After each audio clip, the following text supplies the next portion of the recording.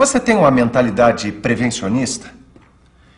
Você toma todas as providências para que o seu local de trabalho seja realmente seguro?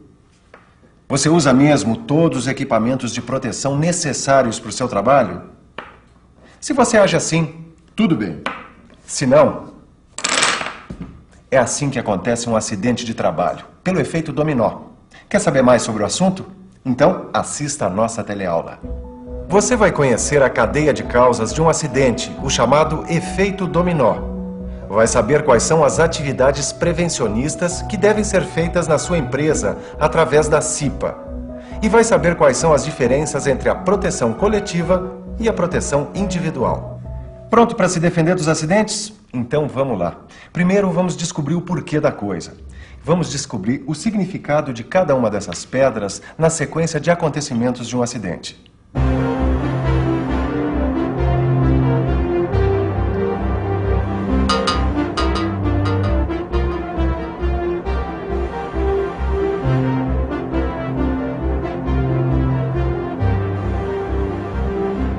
Ô, Andeva, Pois é. o que está estudando aí? O efeito dominó. Efeito dominó? Tem alguma coisa a ver com o efeito estufa? Olha, só tem uma coisa a ver. Faz tanto mal quanto. Por quê? O efeito dominó também pura camada de proteção da atmosfera? Não, da segurança do trabalhador. O efeito dominó é uma série de causas que levam ao acidente de trabalho na indústria. Ah, e como ele acontece? É uma sequência de 5 fatores. O primeiro fator é a hereditariedade e o ambiente social em que vive o trabalhador. O segundo fator de um acidente é a causa pessoal. O terceiro é a causa mecânica. O quarto é o acidente em si. E o quinto é a lesão que resulta do acidente. Eu nunca imaginei que um acidente acontecesse por causa da hereditariedade. É, Zé, mas a gente não costuma repetir o comportamento dos nossos pais, dos nossos avós? Isso é. Então, olha, o conjunto de características psicológicas e genéticas que passam de uma geração para outra acabam influenciando o comportamento do trabalhador. O ambiente social, como é que influencia num acidente? Olha, veja um exemplo. Se no ambiente em que a pessoa vive são cultivados hábitos de higiene, essa pessoa costuma trazer esses hábitos para o local de trabalho. E você sabe, né? Num local limpo e organizado, o risco de acontecer um acidente é bem menor, né? Tá vendo, minha gente? A primeira pedra representa a hereditariedade e o ambiente social. E a segunda pedra, o que é que significa? O ambiente social influencia sem dúvida o estilo pessoal de cada um, vocês não acham? Ah, isso mesmo. Perfeito, João. Pois então, a segunda pedra do efeito dominó é a causa pessoal. Vocês concordam? Não é que o João matou a charada? Os conhecimentos e as habilidades de um trabalhador, assim como o momento em que ele atravessa na sua vida, determinam a segunda pedra no efeito dominó de um acidente. Se o trabalhador estiver deprimido ou estiver atravessando alguma dificuldade, a chance de acidente aumenta. E se ele não for habilitado para a tarefa, a chance aumenta ainda mais. Mais uma pedra está pronta para ser revelada. É essa terceira aqui. A gente já viu que a primeira causa é a união da hereditariedade com o ambiente social. A segunda é a causa pessoal. E essa terceira aqui é a causa mecânica, que de vez em quando acontece. Não acontece? Uma causa mecânica pode ser uma falha material que está no próprio ambiente de trabalho. Pode ser por falta de manutenção, por falta de boas condições de trabalho, por deficiência no maquinário ou por improvisação nas instalações. Concorda comigo? Vocês concordam comigo que a sequência ambiente social, causa pessoal e causa mecânica é bastante lógica para a gente analisar as causas de um acidente?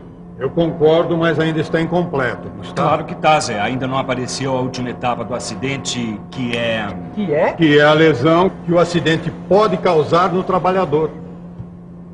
Tá aqui o acidente e tá aqui a lesão.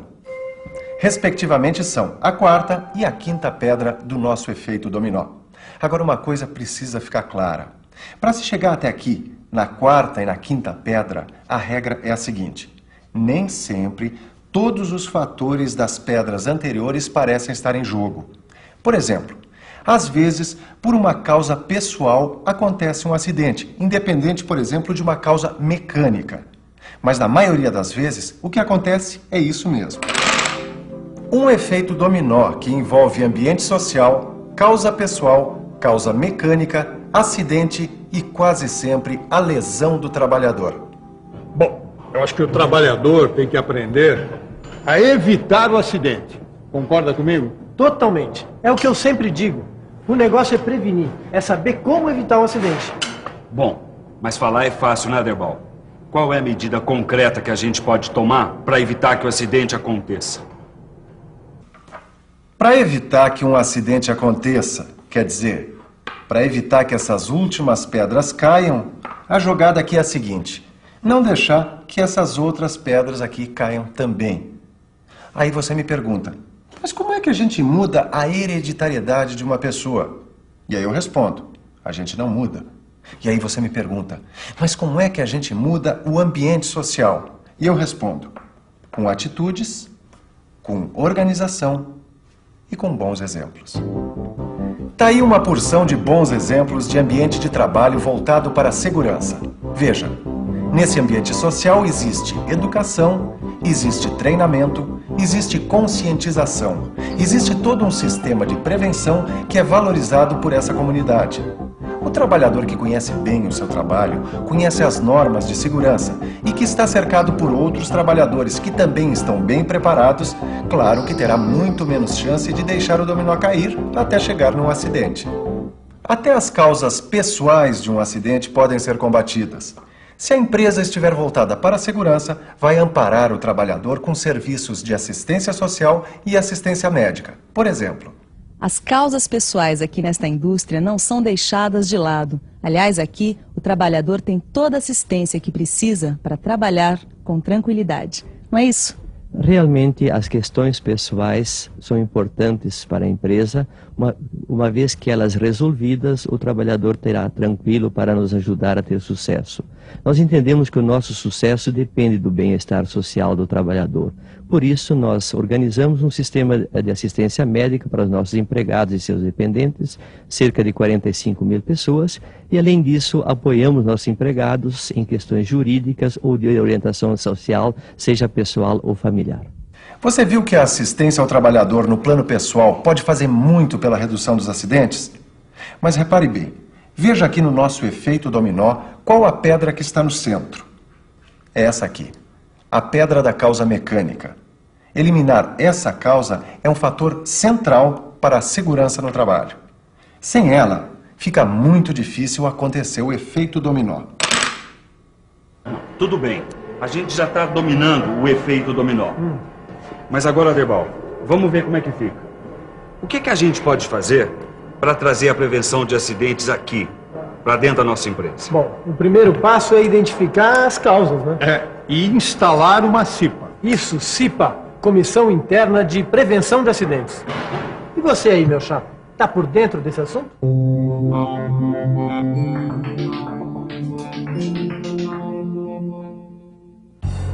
Claro que o objetivo principal de qualquer CIPA é prevenir acidentes. Mas para isso, ela precisa da colaboração de todos. Desde o presidente até o porteiro da companhia podem e devem fazer parte dela. Existe uma lei que regulamenta a atuação da CIPA, mas acima de tudo, existe um empenho de aumentar cada vez mais a segurança no trabalho. É assim na maior parte das empresas onde tem uma CIPA. Ela faz campanhas permanentes, cursos regulares e atua o tempo todo para manter o seu objetivo maior, o acidente zero. Para identificar e adotar medidas que vão eliminar os fatores de risco, os participantes da CIPA, ou seja, os cipeiros, elaboram um mapeamento de risco da empresa, como esse aqui. Agora não adianta nada fazer o mapa e deixar ele pendurado na parede. É preciso tomar medidas concretas para eliminar, neutralizar ou sinalizar os riscos identificados. Os acidentes aqui diminuíram por causa da boa sinalização que a CIPA desta indústria adotou. Além disso, foram adotadas medidas preventivas, como a neutralização dos riscos em máquinas e a eliminação dos riscos no chão e nas escadas da empresa. Vamos conversar agora com a Atílio. Atílio, essa empresa já adotou medidas de proteção coletiva, certo? A proteção coletiva na empresa é prioridade. Aqui foram instalados exaustores, os níveis de ruído foram reduzidos e as máquinas são dotadas com dispositivos bimanuais. E além disso, existem também as medidas de proteção individual. Correto. Hoje, cada trabalhador, em função do risco que ele está exposto, ele utiliza os equipamentos de proteção individual, que são chamados EPIs. Então, para a sua atividade, conforme o risco, ele usa máscaras, luvas, óculos de segurança e qualquer outro tipo de equipamento necessário. E quem determina o uso desses equipamentos? É o grupo técnico da empresa, através da Engenharia de Segurança do Trabalho e seus técnicos de segurança. E nos locais específicos nós temos a sinalização para cada tipo de equipamento a ser utilizado na área. E é o trabalhador quem paga esses equipamentos?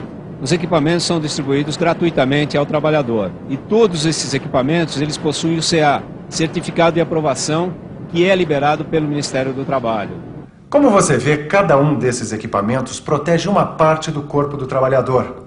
Conforme a tarefa, são equipamentos fundamentais para preservar a sua saúde. Veja, o capacete protege a cabeça contra impactos, perfurações, sol e chuva. Os óculos protegem os olhos contra impactos, estilhaços e cavacos. O protetor respiratório impede a inalação de poeiras, gases, vapores ou outras substâncias que possam prejudicar os pulmões. A máscara protege o rosto contra radiação, respingo de produtos químicos, impacto de partículas e etc. O protetor auditivo protege os ouvidos do ruído excessivo, evitando a surdez. As luvas protegem as mãos e os braços contra cortes, choques, queimaduras e irritações na pele. As botas protegem as pernas e os pés da eletricidade, da umidade e dos impactos. E os aventais protegem o corpo contra impactos, respingos de produtos químicos, choques, queimaduras e etc. Mas e então? Vamos começar a usar equipamentos de proteção individual aqui na empresa? Claro que vamos, Aderbal. Mas primeiro a gente tem que pensar na segurança coletiva. Quer dizer, nos equipamentos de proteção coletiva, os EPC, como os exaustores, o isolamento acústico, compreende? Antes disso, João, a gente tem que eleger uma CIPA aqui dentro. A CIPA é o começo de tudo em matéria de segurança. É isso aí, Zé. Falou bonito, é isso aí. Bom, você tá vendo que o pessoal aqui tá afinado com segurança, né? E você também vai ficar. Estudando mais sobre esse assunto, lendo o seu livro e conversando com seus companheiros sobre isso. Agora, se liga que é hora da revisão, hora de estudar. E atenção, se liga aí que é hora da revisão. Na teleaula de hoje, a gente estudou as causas de um acidente de trabalho, o chamado efeito dominó. A gente viu quais são as atividades prevencionistas que devem ser implantadas numa empresa através da CIPA, a Comissão Interna de Prevenção de Acidentes. A gente viu também quais são as principais medidas de proteção coletiva e conheceu os principais equipamentos de proteção individual do trabalhador. Então, está pronto para trabalhar em segurança e reduzir a zero o número de acidentes onde você trabalha? Eu aposto que sim. Mas de qualquer forma, pegue o seu livro e dê uma estudada com capricho. Porque estudar o perigo faz parte de qualquer ação de segurança, não faz? E prepare-se que na nossa próxima teleaula tem muito mais coisas para você aprender. A próxima vai ser fogo. Bons estudos e até lá.